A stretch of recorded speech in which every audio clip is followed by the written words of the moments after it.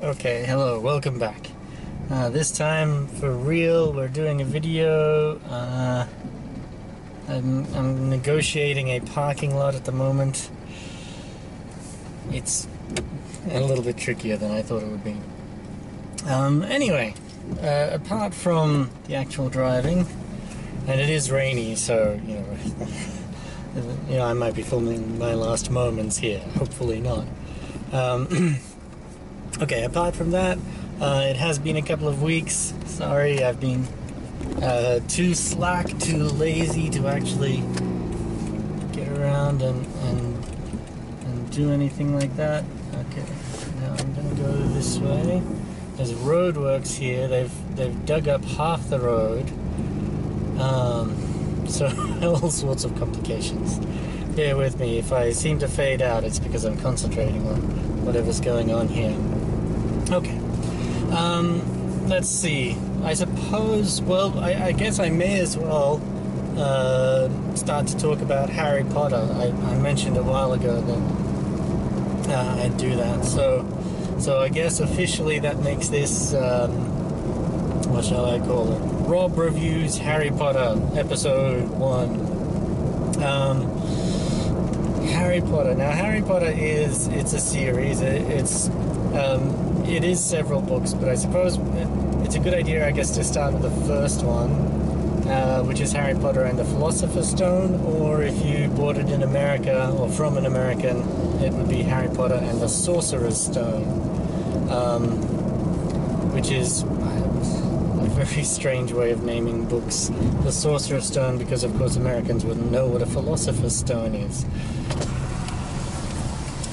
There we go. And, well, I guess that kind of backfired on them, because the people in America who don't know what a Philosopher's Stone is are the same ones who say that Harry Potter's teaching witchcraft and kids shouldn't read it. Anyway, that's my little rant. When it comes to the first book, I suppose there's a few divisions you could make in it. What I might do today, and it depends on how much time I've got before I arrive, but I might try to very quickly talk about what I'd call the first section, which would be probably the first 6 chapters, which goes from, you don't actually see Harry's parents' death, but it goes from Harry Potter as a baby right up until he gets to Hogwarts and is about to enter the entrance hall. That's at the end of chapter 6, I think. So if we have a close look at those chapters actually contain an awful lot of information that is used much, much later in the series, and you don't even realize how important it is. In fact, a lot of it was even cut out of the movie, because they just thought, oh, don't need any of this. So let's see. The book starts in the first chapter. What's the first chapter called? The Boy Who Lived, I think. With those famous words about the Dursleys and number 4 Privet Drive. And it describes them in detail, particularly pointing out exactly how boring they are, how intent on being boring, in fact, they are. Mr. Dursley is described as picking out his most boring tie, as though he deliberately did that. He works at a company called Grunnings, which makes or buys drills, one way or another. But in every detail, we're told exactly how, not just normal, how over the top, and how banal and boring they are. Which is that's an important step, because it emphasizes how boring they are, how real they are, so that when you get the little bits of magic that come in later in that chapter, they have a bigger effect. If these Dursleys were already a little bit magical, then it wouldn't quite be, the contrast wouldn't be as strong. But anyway, Mr. Dursley goes about his normal life, but all these things are happening. He sees people celebrating.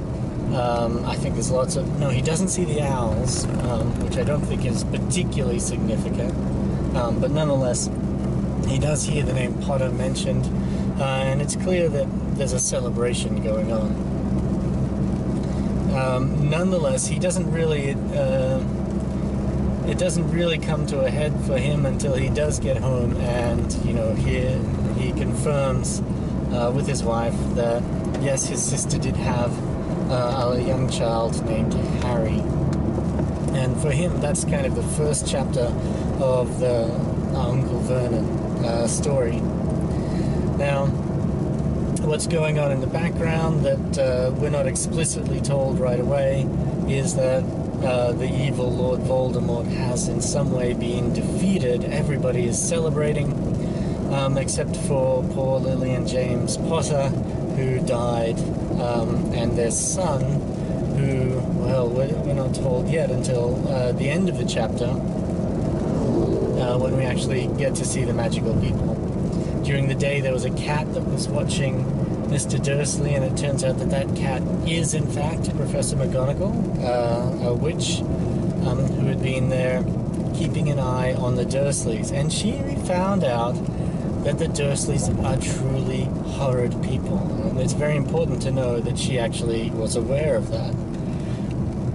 Now, not only did she find out, did she watch them, there are a few other significant points that happened just then. One of them is that Professor Albus Dumbledore himself appears. Now, I think the word is apparates. He apparates in, which is basically the wizard teleportation spell.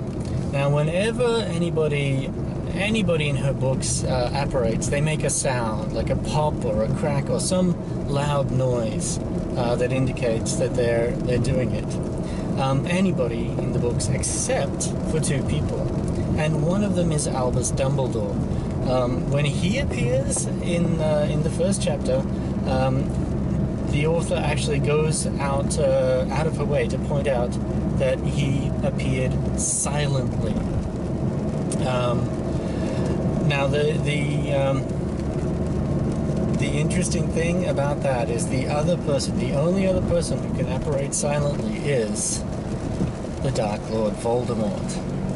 So without knowing it, she's dropped one little piece of information there that tells us that there's some strong similarity between Voldemort and Dumbledore. We don't know the significance. When we're reading it for the first time, she just drops it there. It sounds like any other little piece of magic, and we don't have any way at all of knowing that that is going to be a very significant point. Shortly after that, Hagrid appears. Hagrid is I think he's one of everybody's favorite characters in the books. He's very likable. In the first movie, if you watch it, they kind of use him as a narrator. He explains everything going on for the people who can't follow, I guess. But in the books, I think he's just a little bit more believable. Some things happen later on. Perhaps we'll get time to talk about them. But what happens when Hagrid appears? He appears on a motorbike, a flying motorbike of all things. Now, when he lands, one of the first things that Dumbledore says to him is, "Where did you get the bike?" And Hagrid says, "Borrowed it from young Sirius Black."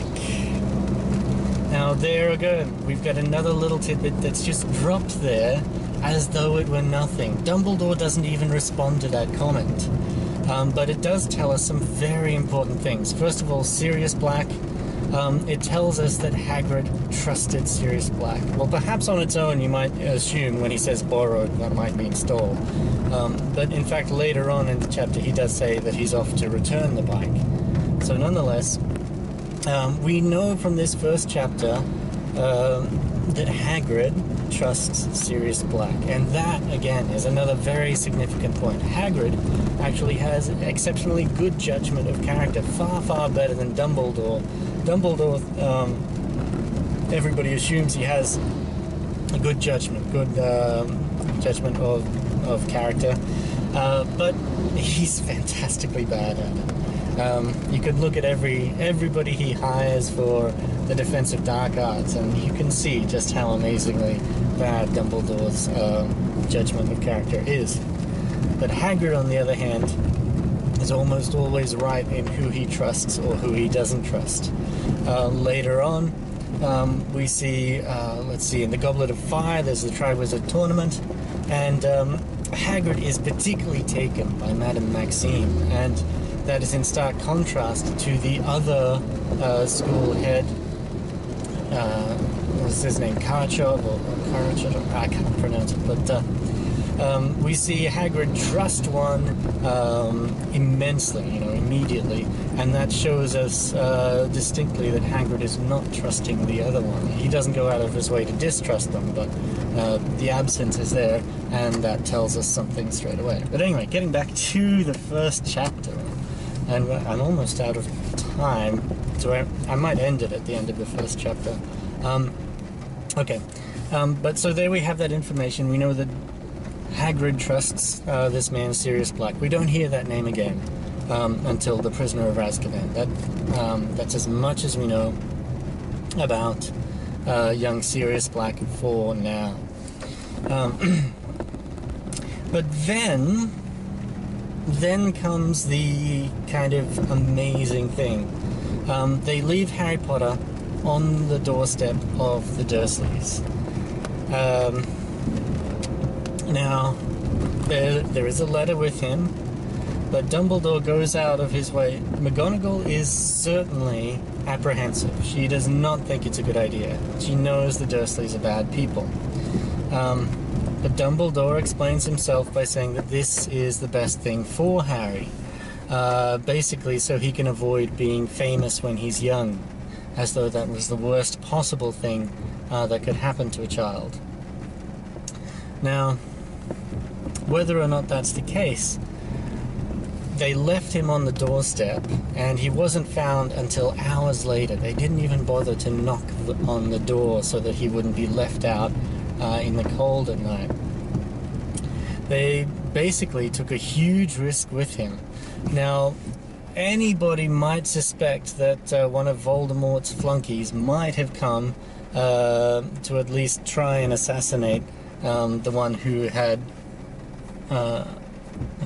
felled their hero. There's a truck stopped in the middle of the road here. He was certainly in great danger. But they did go there secretly, so perhaps they're assuming nobody else knew where Harry was going to be. Why not knock on the door, though? There's also... Oh, I am almost out of time, so actually before I talk about the next chapter I'll talk about Harry's childhood and what I think Dumbledore's motivations were with that. But before we do that, there is one other interesting exchange in the first chapter where Dumbledore and McGonagall talk about what happened. And Dumbledore is kind of evasive in his answer when McGonagall says, "What do you think happened?" Dumbledore says, "We may never know. We can only guess," but doesn't actually answer. So that leaves it open to us wondering, did Dumbledore actually know that Voldemort had inflicted a Horcrux into Harry when it came to the scar?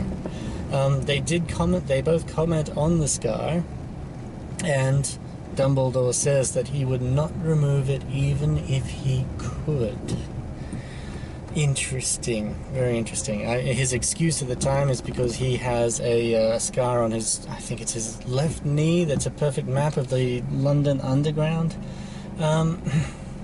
which, when you think about it at any level, is not very convincing. The scar is the shape of a thunderbolt, and a few people have thought about the actual shape and whether the shape itself is significant. I'd like to think it is.